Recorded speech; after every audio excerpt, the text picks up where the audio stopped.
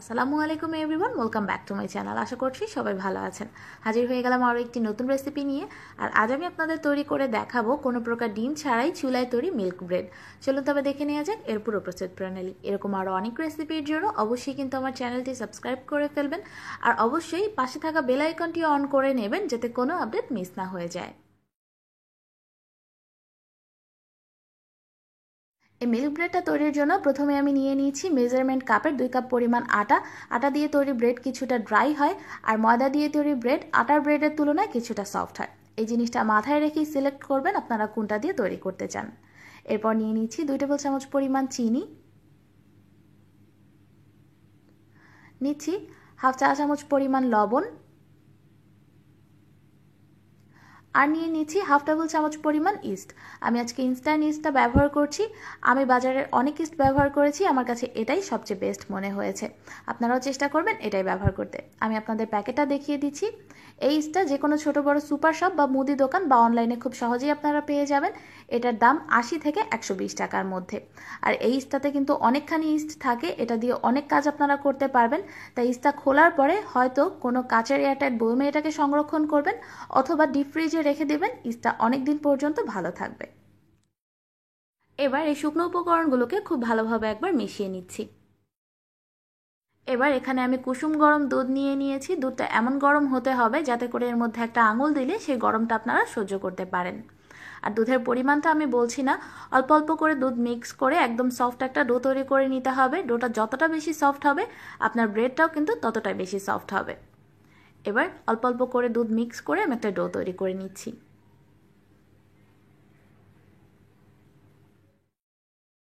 ডোটা তৈরি করে নেওয়া হয়ে গেলে এবার এই ডোটাকে খুব ভালোভাবে 5 থেকে 6 মিনিটের মতো আমি মথে নিচ্ছি। 5-6 মিনিট মথে নেওয়ার পর এবার এর মধ্যে দিয়ে দিচ্ছি 2 টেবিল চামচ পরিমাণ সয়াবিন তেল। তেলটা দিয়ে এটাকে আবারও প্রায় 8 থেকে 10 মিনিটের মতো মথে নিতে হবে। ডোটা যত ভালোভাবে আর সময় নিয়ে মথা হবে, ব্রেডটা কিন্তু তত বেশি সফট হবে। প্রায় 8 থেকে 10 মিনিটের মতো মথে নেওয়ার পর যে তেলটা দিয়েছিলাম সেই তেলটা কিন্তু ডোটা পুরোটাই সোক করে নিয়েছে, আর ডোটাও এ পর্যায়ে অনেক মসৃণ হয়ে গেছে।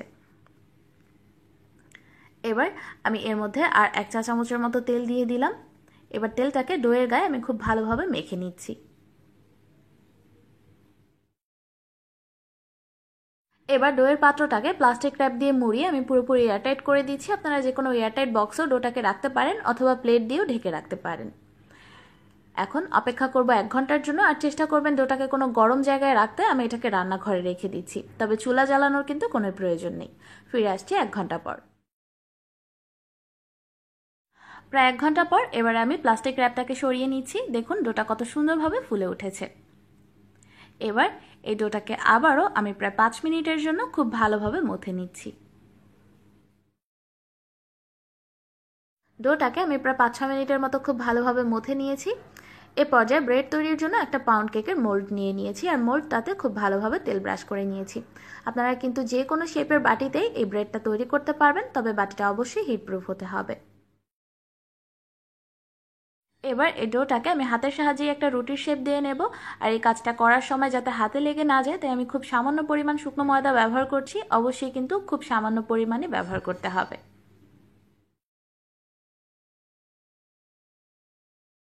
এবার মোলটা দিয়ে আমি রুটিটাকে একটু মেপে নিচ্ছি। দেখুন রুটির লম্বাটা একদম পারফেক্ট আছে।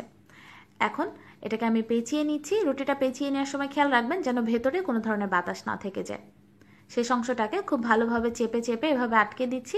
আটকে দিয়ে যতটা সম্ভব মসৃণ করে নিচ্ছি এই ডোটাকে।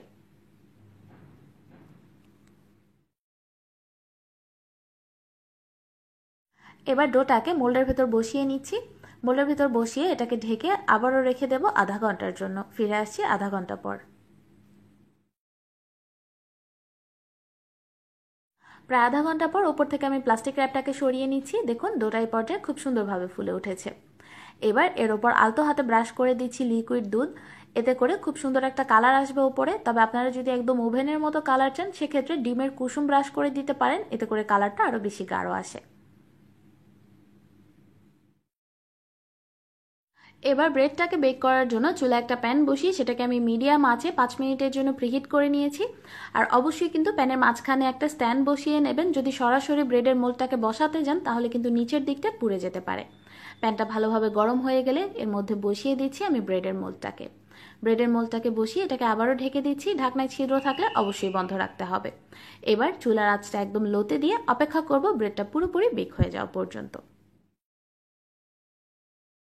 প্রায় 40 থেকে 50 মিনিট পর যখন দেখবেন ব্রেডের খুব সুন্দর একটা স্মেল বের হতে শুরু করেছে আর ব্রেডের চারপাশেও এরকম সুন্দর গোল্ডেন ব্রাউন কালার চলে এসছে, সে পর্যায়ে বুঝবেন ব্রেডটা ভালোভাবে বেক হয়ে গেছে। এবার আমি চুলা থেকে নামিয়ে নিচ্ছি, তবে এটাকে আমি আবারও চুলায় দেব ওপরে একটা সুন্দর কালার আনার জন্য। আর সেই সুন্দর কালারটা আনার জন্য আমি যেটা করছি সেটা হচ্ছে ব্রেডটাকে নামিয়ে নিয়ে এটাকে এরকম একটা অ্যালুমিনিয়াম ফয়েল দিয়ে আমি ভালোভাবে প্রথমে আটকে নিচ্ছি। এরপর ব্রেডের মোল্ডটাকে খুব সাবধানে উল্টো করে আমি প্যানের মাঝখানে বসিয়ে দিচ্ছি। এই কাজটা অবশ্যই সাবধানে করবেন, কারণ এই পর্যায়ে প্যান আর ব্রেডের মোল্ড দুটোই কিন্তু অনেক গরম থাকে। তবে এই স্টেপটা সম্পূর্ণই অপশনাল, আপনারা চাইলে এই কাজটা নাও করতে পারেন। এবার আবারও ঢেকে দিচ্ছি 10 মিনিটের জন্য, আর চুলার আঁচটা একদম লোতেই থাকবে। প্রায় 10 মিনিট পর ব্রেডটাকে আমি চুলা থেকে নামিয়ে নিয়েছি। দেখুন এর ওপরে কত সুন্দর একটা কালার চলে এসছে এভাবে উল্টো করে প্যানের মধ্যে দেওয়ার কারণে। ব্রেডটাকে আমি মোল্ড থেকে বের করে নিয়েছি, আর এ পর্যায়ে কিন্তু ব্রেডটা একদম টাটকা গরম, কারণ আমি চুলা থেকে নামিয়ে নেওয়ার পরই এটাকে মোল্ড থেকে বের করে নিয়েছি। আমার কাছে একদম টাটকা গরম ব্রেড খেতে বেশি ভালো লাগে। আমি এক পিস ব্রেড আপনাদের কেটে দেখাচ্ছি এটা কতটা পারফেক্ট হয়েছে। দেখুন ব্রেডটা কতটা বেশি সফট। দেখলেন তো কতটা সহজ ঘরেই মিল্ক ব্রেড তৈরি করা। এখন থেকে আর বাইরের অস্বাস্থ্যকর ব্রেড কিনে এনে খাবেন না, অবশ্যই ঘরেই তৈরি করে নেবেন। আশা করছি আজকের রেসিপিটি আপনাদের ভালো লেগেছে। এই রেসিপিটি ভালো লাগলে লাইক কমেন্ট শেয়ার করতে একদমই ভুলবেন না। অবশ্যই ট্রাই করে দেখবেন। আজ এই পর্যন্তই, সবাই ভালো থাকবেন, আমার জন্য দোয়া করবেন। আল্লাহ হাফেজ।